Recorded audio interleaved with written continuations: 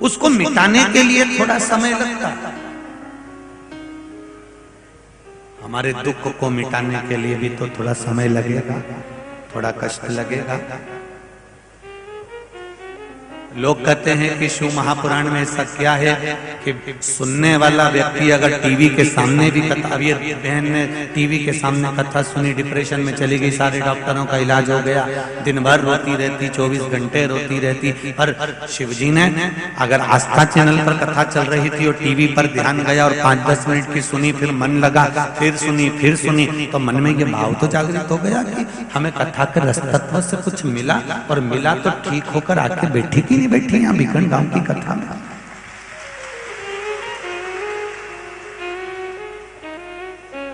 कुबेरेश्वर धाम जाने वालों को हम कहते हैं तुम्हारा बैग लेकर आयो, तो बैग एक बार कुबेरेश्वर आने के बाद में सीहोर की पावन धरा पर कुबेरेश्वर धाम में जब तुम पहुंच जाओ और तुम्हारा बैग आप लेकर आयो, तो इस बैग को घर पर ले जाकर इतनी जल्दी मत खोलना, इस बैग को बंधे रहने देना। एक आध कपड़ा निकाल लिया, बाकी का इसलिए बंधे रहने देना कि मेरा बाबा 3 महीने में कुबेरेश्वर धाम वापिस बुला लेता है। ये वहां का नियम है, ये वहां का नियम है।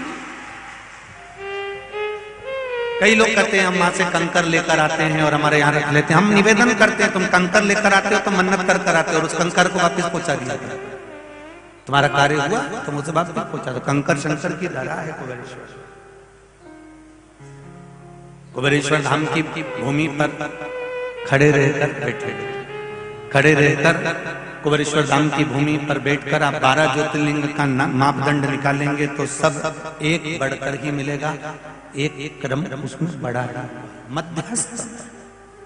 ये शिव कृपा, ये शंकर, ये शिव कृपा। करो भजन जितना कर सकते।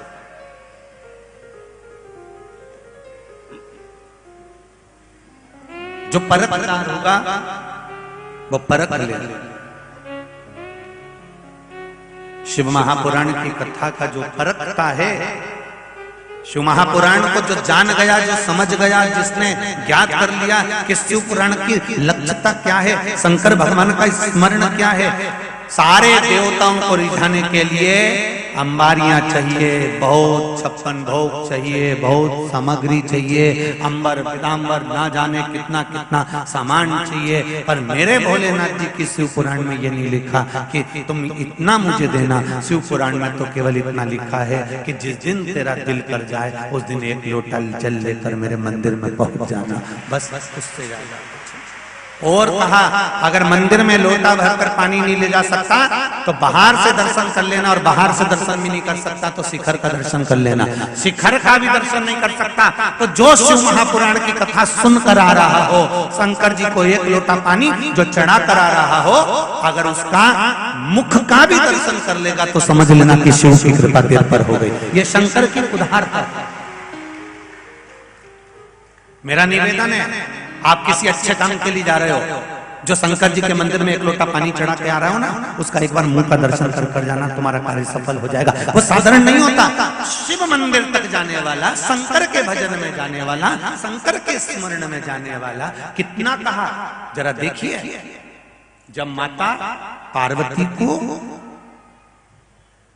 पार्वती जी ने, जब भगवान गणेश जी महाराज आए और गणेश जी महाराज ने आकर कहा मां मुझे भूख लगी है, मां मुझे भूख लग रही है।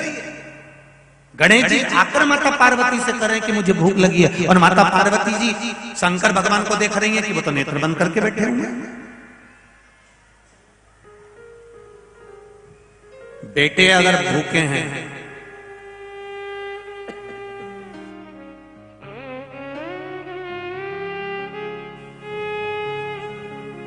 बेटा अगर भूखा है, बच्चे अगर भूखे हैं, बेटों को अगर भूख लग रही है, बच्चों को यदि भूख लग रही है, और यदि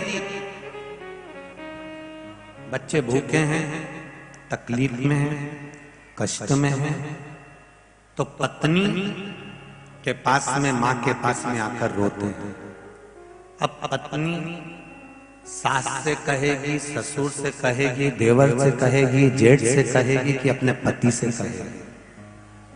जम के बोलो, अपने पति से कहेगी ना, क्योंकि विवाह करके तो ये लाया।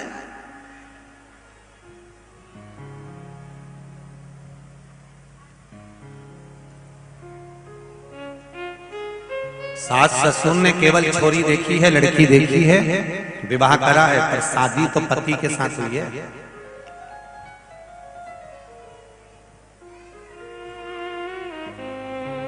पिता में और माता में एक अंतर होता है। पिता पत्नी का, बच्चों का, परिवार का परवरिश करने की, अच्छे कपड़े पहनाने की, भोजन कराने की, पेट भरने की, ये सारी जवाबदारी पिता की होती है। और माता की जवाबदारी बच्चों को अच्छे संस्कार देकर उसके लक्ष्य तक पहुंचाने की। पिता की जवाबदारी अच्छी परवरिश की, पिता की जवाबदारी है पेट भरने की, पिता की जवाबदारी है धन लाकर कमाकर देने की, उच्च शिक्षा तक पहुंचाने की जवाबदारी पिता की। पर माता की जवाबदारी है उस बच्चे को श्रेष्ठ संस्कारवान बनाना, उसकी मंजिल तक पहुंचाना, उसको लक्ष्य बनाना।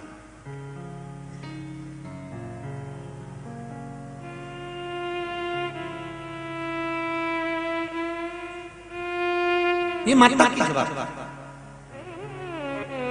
अब पार्वती मैया के बच्चे अगर भूखे हैं, ये तो शिव जी की लीला थी। गणेश जी भूखे, उन्हें भूख लगी। बैकुंठ में अगर पार्वती जी होती तो भूख नहीं लगती।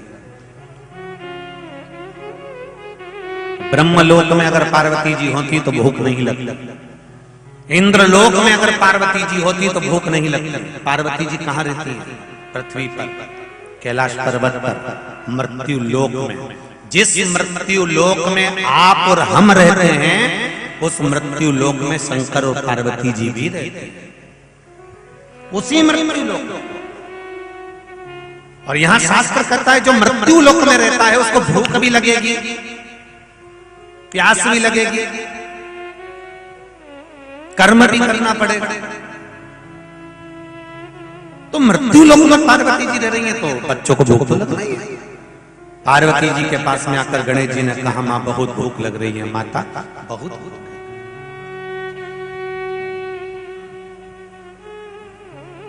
जैसे कथा की एक ललकता होती है,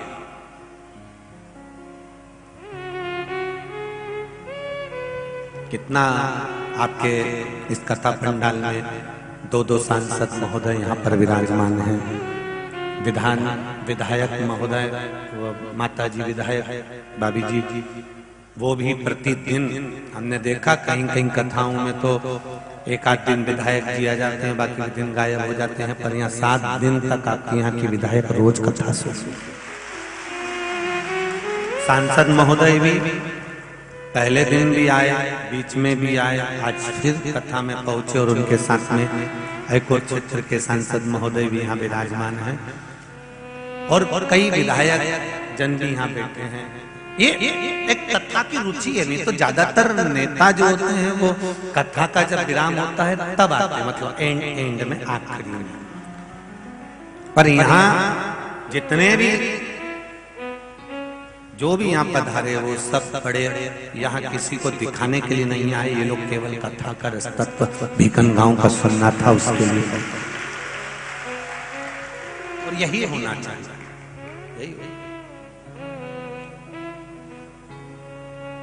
भगवान श्री गणेश जी महाराज को भूख लग रही है और भूख लगी तो उन्होंने मां से कहा। माता किससे कहे? माता पार्वती जी ने शिव जी से कहा, भोलेनाथ बच्चा को अगर तकलीफ है और वो मां किससे कहेगी? अपने पति से कहे। मेरा पतियों से निवेदन है, आप लोग जब पत्नी कुछ कहती है तो आप एकदम झंझोड़ कर चिल्ला कर बोल देते हो। चिल्ला, तेरे तो रोज का नाटक है, तेरे तो रोज का ये काम। निवेदन है उसकी बात को जरा सुनो तो, समझो तो कि वो कहना क्या चाह रहा है। वो अपने लिए कुछ नहीं मांग रही।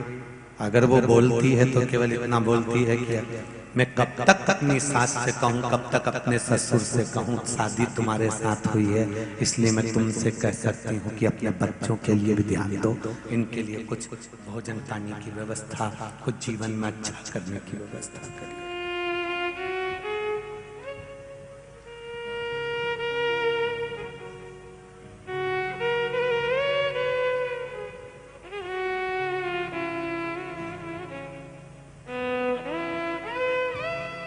थोड़ी देर बाद कार्तिकेय जी आ गए। कार्तिकेय जी ने भी आकर कहा माँ भूख लग रही है। पार्वती जी तो मन में सोची कि शिव जी तो मौन होकर बैठे हैं, आंखें बंद कर बैठे हैं, कैसे इनको मैं कहूं कि आप बच्चों का पेट भर दीजिए। अशोक सुंदरी आ गई, जया विषहरा सामरी बारी दौतली जो सब भूख लग रही है भोजन। ये तो शिव की कुछ लीला थी।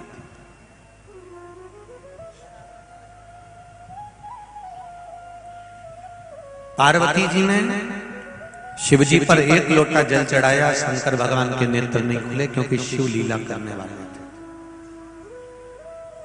क्रोध में आ गई मां, बच्चों को बिलखता हुआ नहीं देख सकती।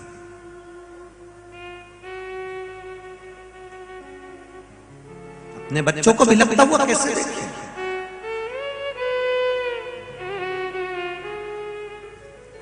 और ये माता का प्रेम होता है।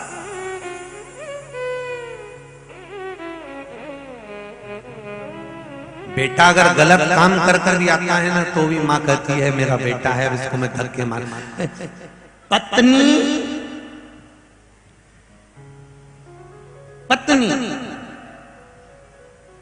एक गलत काम करने वाले पति को छोड़कर मायके चली जाती है, पर माँ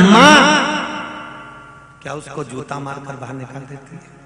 नहीं, पेट में 9 महीना रखा है, इतना बड़ा हो गया, 30-35 साल का हो गया, कुछ नहीं करता, तो भी माँ बर्तन मांजकर मजदूरी कर अपनी औलाद का पेट भर देती है।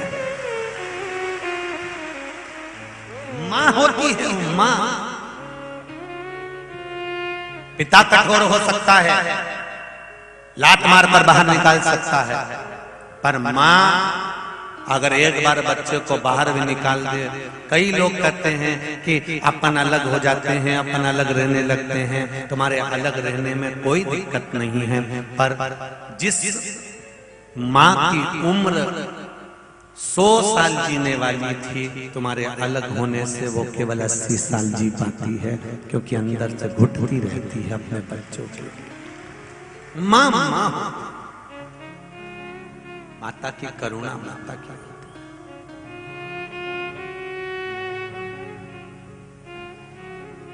हम क्यों कहते हैं कि शिवलिंग के ऊपर जल चढ़ाओ, मंदिर में जाकर शिवलिंग पर जल चढ़ाओ, ये बार बार क्यों कहते हैं? क्योंकि शंकर भगवान के शिवलिंग में जो जल शिव पर चढ़ता है वो जल नीचे पार्वती जी के हस्त कमल पर आता है।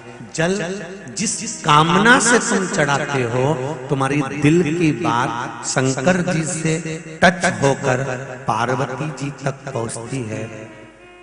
अगर शिव जी नेत्र बंद करके बैठे हैं तो पार्वती उसको सुन लेती है, और माता पार्वती अपने बच्चों को खाली नहीं भेजती, इसलिए सुनकर सब कार्य करते हैं। वो माँ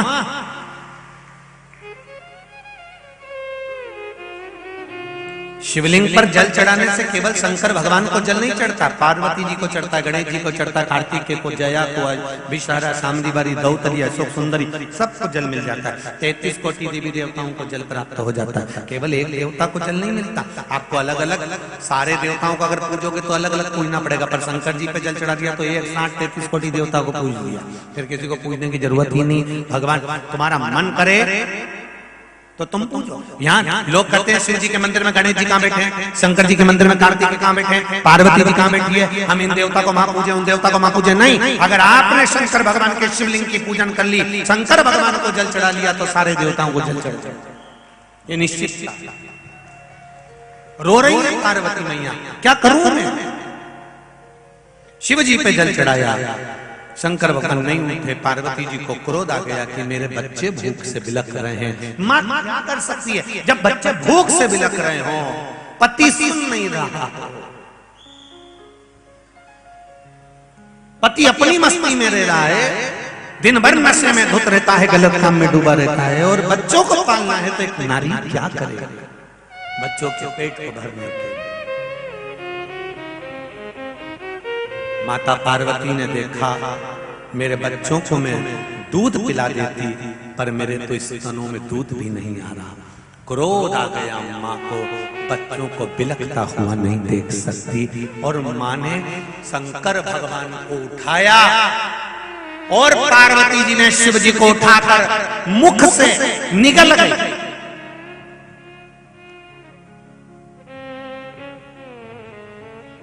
शिव को निगल गई।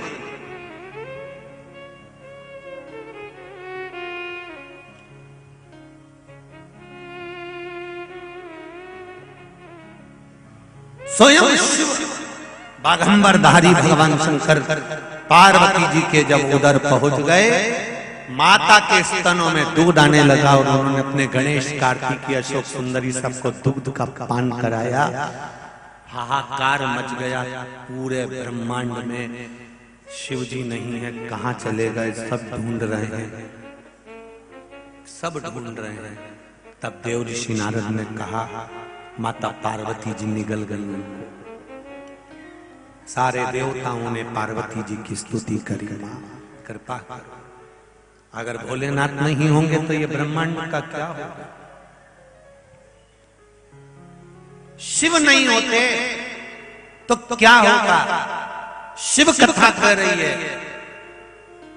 आधे से ज्यादा रोग की समाप्ति तो केवल श्री शिवाय नमस्तुभ्यं कहने से, पंचाक्षर मंत्र नमः शिवाय कहने से, षडाक्षर मंत्र ओम नमः शिवाय कहने से, महामृत्युंजय मंत्र का जाप करने से आधे से ज्यादा रोग तो केवल शिव नाम से ही कट जाता है। कृपा करो मां, शंकर भगवान को प्रकट करो। पार्वती जी की जब बार बार स्तुति करी गई, तब माता ने अपने नासिका के धूम्र से, नासिका से एक धुआं प्रकट कर कर भगवान शिव को प्रकट कर दिया। शिव जी का नाम धूम्रपान हो गया और माता पार्वती का नाम धूमावती हो गया। बोल धूमावती माता की जय। पार्वती जी का नाम धूमावती हो गया। भारत की भूमि पर दो जगह पर धूमावती का मंदिर है, एक जबलपुर के पास में धूमा गांव में, और दूसरा दतिया में। कहां पर है? दतिया में धूमावती का मंदिर दो जगह पर है भारत की भूमि पर। एक दतिया, मां पीताम्बरा धाम भी लोग उसको कहते हैं। कई लोग आप लोग गए भी होंगे दतिया दर्शन करने पीताम्बरा माता के। वहां धूमावती माता का मंदिर है।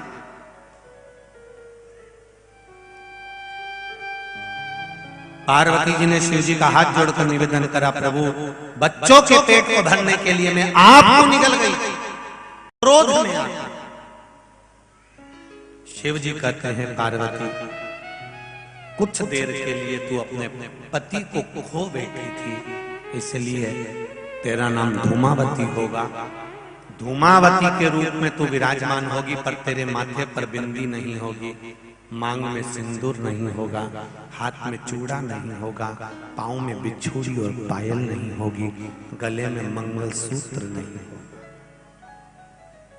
इसीलिए दतिया में जो धूमावती माता का मंदिर है उसमें पर्दा लगा होता है, गेट बंद रहते हैं, सुहागवती नारी को अंदर नहीं जाने देते हैं, केवल पुरुष अंदर जाता है और माता का दर्शन करता है, क्योंकि माँ बिना सुहाग के उस मंदिर में धूमावती के रूप में विराज। शिव धूमपान बन गए और माता पार्वती धूमावती। पार्वती जी ने यहाँ पर एक वर मांगा है। ये कथा अभी तक जितनी कही उसमें नहीं निकल कर आई, पर आज ये कथा जरा ध्यान से, यहाँ तक की कथा तो आपने सुनी है पहले, पर अब जो कथा यहाँ आई है उसका स्मरण कर, जो हरिहर्ष महापुराण बीकन गांव में हो रही है जितने लोग आस्था पर सुन रहे हैं, जितने फेसबुक यूट्यूब पर सुन रहे हैं, वो भी जरा स्मरण से सुन।